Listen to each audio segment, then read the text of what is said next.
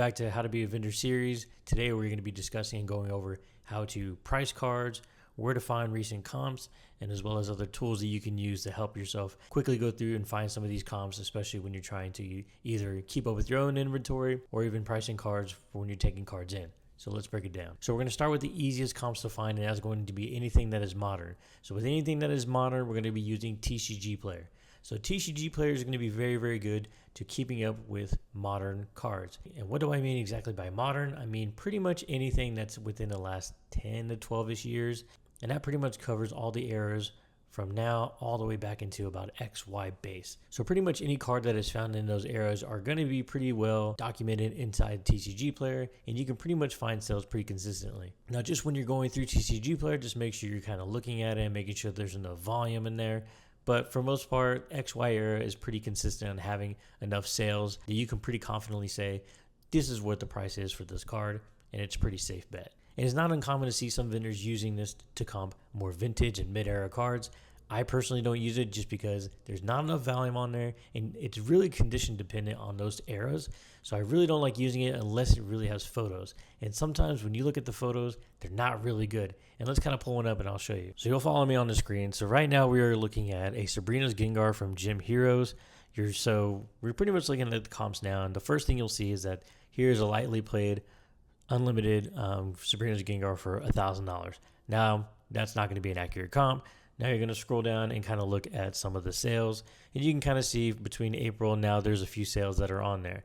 But when you go to the snapshot, you really don't see very many. You can see like maybe some MP for around like 250, maybe some damage going up for 300, but it's still not very accurate. And just because I own this card, it is kind of close, but the thing is, I just don't like not seeing what the condition of the card is. And if you scroll down here, you'll be able to come across one photo with a heavily played Gengar listed at 275, which is not very far off.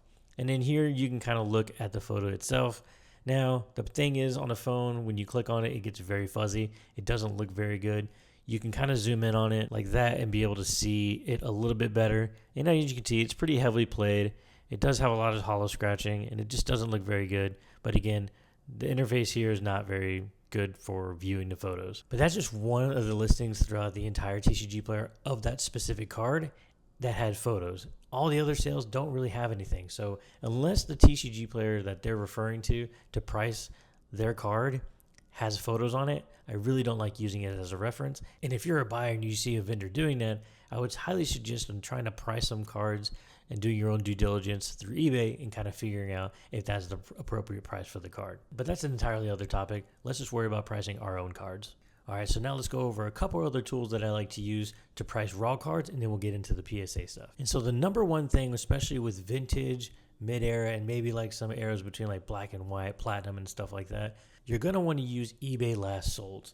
The reason being is because it's going to be the most consistent and give you the accurate sales data that's coming in pretty much daily, and show you actual conditions of the card, so that way you can reference it to what you actually have and when you're pricing cards from collections that are coming in. So we're going to keep using Sabrina's Gengar as a reference, and let's kind of look through eBay and kind of see what I mean on how to filter options in order to see exact comps. So here we're looking at eBay right now. We just went ahead and looked up Sabrina's Gengar Hollow, and it pulled up pretty much 1,000 different results. So the first thing you're going to do is go to filter, scroll all the way down until you hit last sold, and it's going to highlight pretty much everything that's sold, right? And then you're going to make sure when you go to sort that is not choose lowest price, it's actually dude ended recently. And it's going to give you the most up-to-date sales for that specific card. Now, it's a little difficult when you do this, especially when you're trying to find condition of the card, because a lot of times if you put LP, MP, and near mint abbreviations, it's going to pull up different listings because of the different keywords. So you may have to go back and forth on doing it without those abbreviations and with them and see if they comes up with similar pricing or actually similar listings. But it depends on how much time you have. If you have plenty of time, I would suggest doing this. If you don't, pretty much work without the keywords and just try to find a card that looks close to what you're looking for. So now we're looking at the last solds, and pretty much as you can see, there's plenty of sales on this going in between the Gym Challenge and the Gym Heroes card. And so you also want to make sure you're looking for the right one as far as unlimited versus first edition. Again, we're just using this one as a reference, but as you can see here, gives you the date, gives you the card. You can look at condition and pretty much reference it that way. Pretty much once you get to this point, it's pretty self-explanatory. Reference the photos, to the card that you're trying to buy or sell or price, and then you'll be able to get it from there. Which leads actually to our next tool, which is going to be 130 point. Now with 130 point, it's pretty much only used for one thing, which is to determine what the best offer price that someone took on their auction and what the buyer actually paid for. Now, when you're looking through the last sold, you will kind of notice that there's a lot of listings that have best offer. And when you click on some of these listings, you may actually see that there's going to be a crossover on the price that's actually listed. Let's try to see if we can find one real quick. Let's try this non-hollow from Gym Challenge. And as you can see here, there's a price scratched right across it. So that means that someone made a best offer and the person that listed it took it. But through eBay's platform, you cannot see what the seller actually accepted. So we're going to go through 130 point to try to see if we can find this exact listing and see what the buyer paid. So let's look at that next. So now we're in 130 point and we're pretty much going through a quick search to try to figure out if we can find this exact listing. And so what we're going to do is type in the actual card number of the set and see if it can pull up that exact listing. So we know what the photo is and we actually know what the price point it was when it sold, but we have to figure out if the listing matches exactly what's on 130 point. So let's kind of look through it and see if we can find it. So they have about 15 listed and sold over the last few days. If we can kind of see if we can figure out if it matched that listing, which it doesn't look like just yet. And this is where it sometimes gets really annoying because you have to kind of type it out exactly or else you may not even find that listing ever. And still scrolling through and I don't see it. Because remember, it was $199 and it was best offer taken.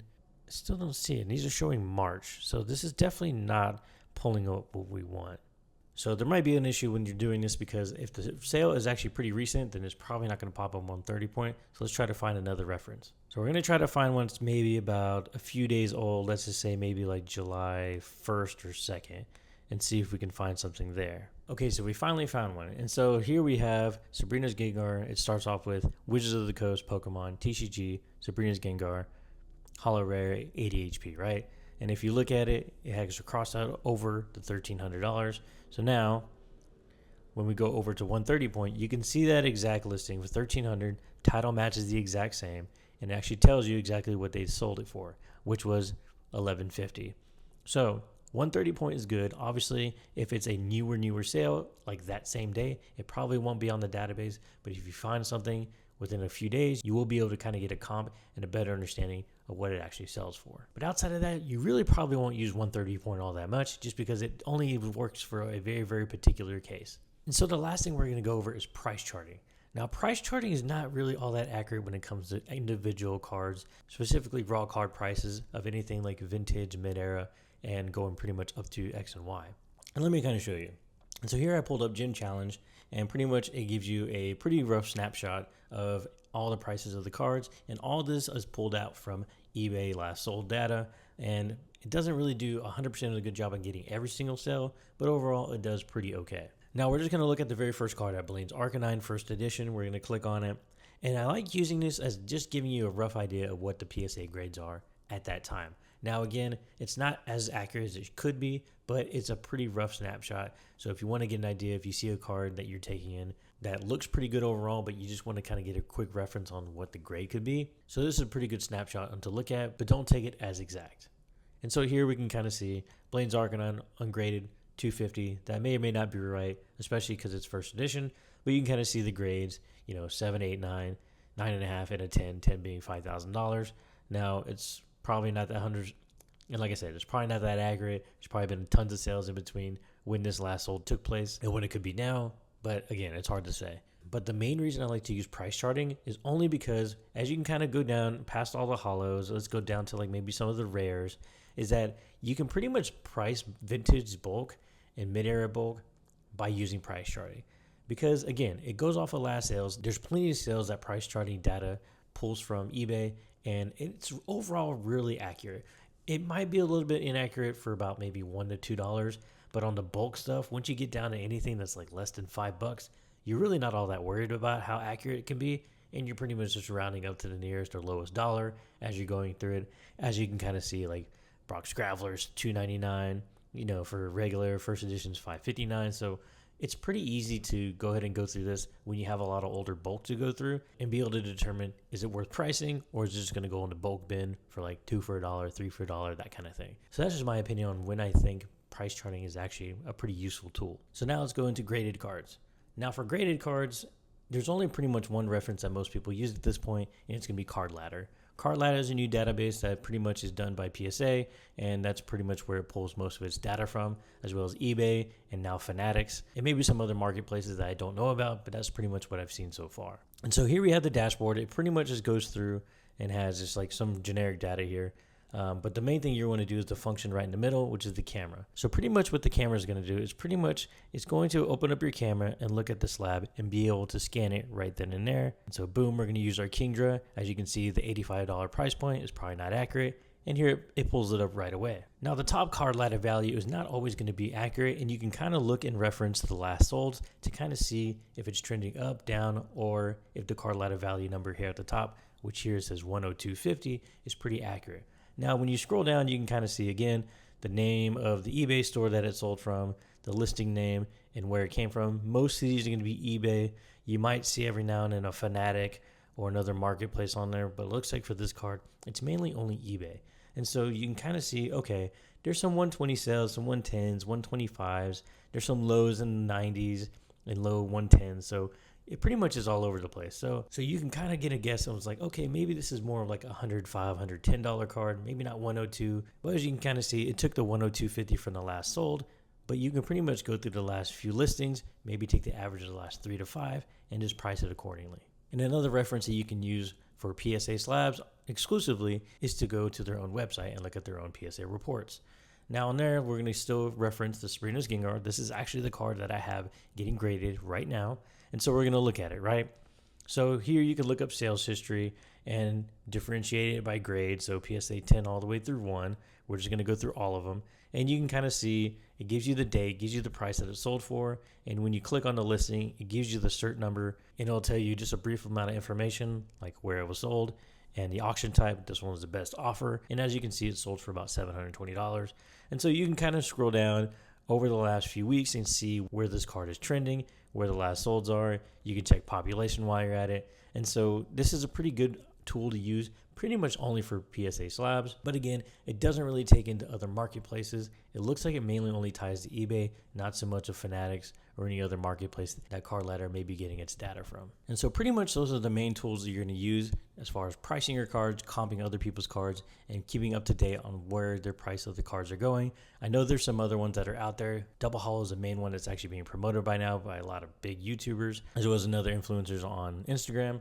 I don't use that tool because it just looks way too convoluted. Right now, I haven't cared enough to actually dig deep into it, but it might actually have a lot of good data on there. So if you want to see more data that's a little bit more detailed, I would say maybe Double Hollow might be your choice. But one app that I use mainly to keep up with a lot of my modern cards is actually an app called Shiny. So Shiny is pretty much just another data aggregator, similar to Collector, that just pulls data from TCGplayer, maybe a little bit from eBay, to kind of keep up with the prices of modern cards. But they do have older cards that are on there that you can price, but just know it's not going to be accurate at all. So I definitely do not suggest using it. But for pricing cards, like I said, pretty much from XY to currently is going to be perfect for this. And so right now I pretty much have the front dashboard open on Shiny, and the main thing I use is just a scanning tool. And so we'll kind of demo it right now. So I have a Team Rocket's Murkrow just right in front of me. And so we're just going to scan it real quick, and then it'll just pull up the data right away. Team Rocket's Murkrow, you can just go ahead and add it. It even has a bar that you can adjust condition. Now, I have noticed recently that the condition doesn't really apply too well to the actual sold pricing. It pretty much just goes off the market pricing of what the card is on TCGplayer. But for some of the lower end cards, it's probably pretty close. It's probably not that far off. Worst case scenario, whoever you're either selling to or buying from, they look it up on TCGplayer, they see the comp a little bit different.